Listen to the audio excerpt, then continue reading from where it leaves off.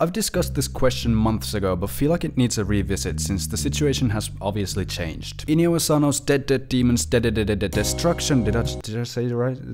Dead Demons Destruction is officially receiving an anime adaptation, and naturally the discussion around should Oyasumi Punpun get one is livelier than ever. So, should it? I posted this poll on my community tab and it received 1.2 thousand votes, which is kinda naughty, I'm not gonna lie. The popular opinion based on the poll appears to be no, although I was kinda surprised that as many as 30% of voters actually said yes. I've been under the impression that the vast majority of this fanbase is either extremely protective of the series, thus don't want an adaptation of any kind, or just don't think Punpun needs one and was honestly expecting like a 90-10 split, being optimistic. But it's cool to see that a decent chunk of the community seems to be open to the idea. My personal opinion is yes, why the fuck not, but I kind of talked about that already in the previous video about the subject, so let's go over some pros and cons.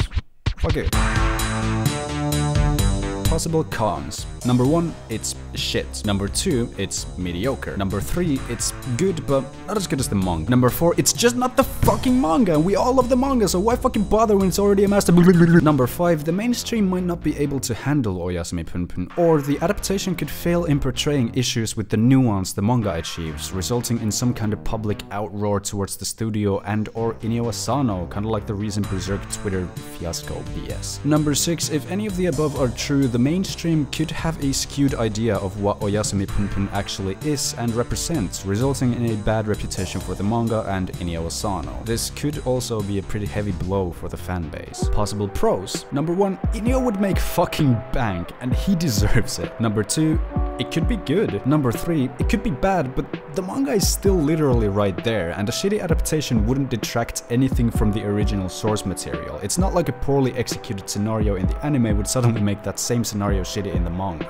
Number 4, regardless of if it's good or bad, it would make more people interested in the manga, which we all agree is great. Also, that would make Inio even more bang, goddamn. Number 5, we'd have a whole new way of experiencing the series. I know I'm desperately in need of that, and since the manga is so versatile with its art style, the possibilities for how this project could look are extremely diverse, and it could, without exaggeration, well, just a tiny smidge of exaggeration, be the most visually unique anime we've seen in our lifetimes. Number 6, soundtrack. Need I say more? Peace in my brain.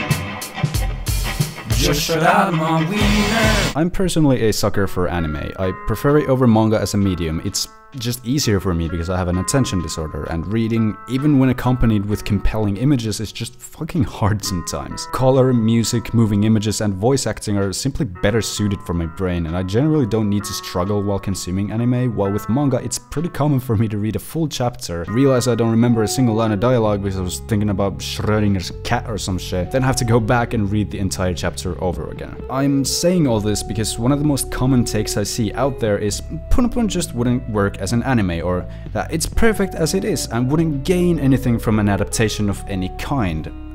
I agree, it's amazing as it is, but I find it hard to understand how it wouldn't gain anything from color, beautiful animation, soundtrack, or voice acting. I did say in the last video about this subject that I couldn't really imagine Punpun with a voice, but I think the more I think about it, I think I low-key can, because another thing that I see a lot of people saying is how would you execute the moments where Punpun is having his inner dialogue or monologue or whatever, and